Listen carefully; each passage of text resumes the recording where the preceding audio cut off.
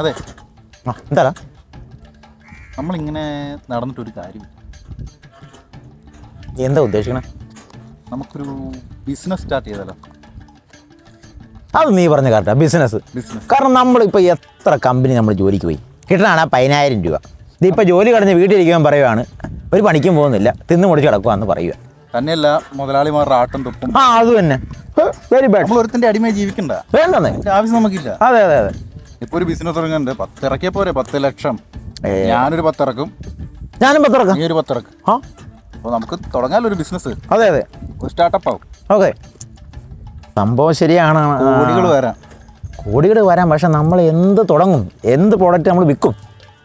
നിസ്സാരം നോക്ക്. പിന്നെ ഇതിന്റെ ബിസിനസ് തുടങ്ങിയാൽ തന്നെ വൻ ലാഭമല്ലേ? ഈടാ അത് കൊള്ളാനുള്ള മോനെ, ഐഡിയ കൊള്ളാല്ല.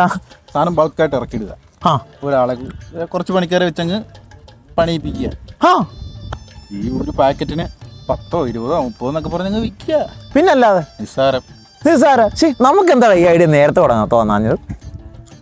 ഓരോന്നിനും അതിൻ്റെ സമയമുണ്ട് ദാസാന്ന് ഏതോ സിനിമയിൽ ആരോ പറഞ്ഞിട്ടില്ലേ? നമുക്കൊരു പുതിയ തുടക്കം ആവട്ടെ. ഓക്കെ, അപ്പം ഞാൻ 10 ഇടുന്നു, നീയും 10 ഇടുന്നു, അപ്പോൾ 20 ലക്ഷം രൂപ. പിന്നെ നിസ്സാരം. അപ്പം നമ്മൾ ബിസിനസ് തുടങ്ങുന്നു. ഓക്കെ, കപ്പലണ്ടിയുടെ പൈസ 20 രൂപ കൊടുത്തേക്ക്. 20 രൂപ നിസ്സാരം.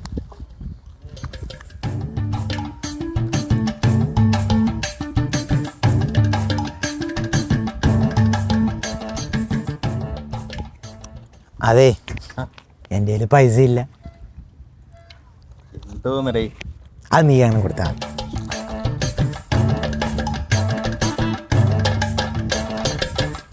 അതെ, അച്ഛൻ്റെ പറ്റിലെഴുതി.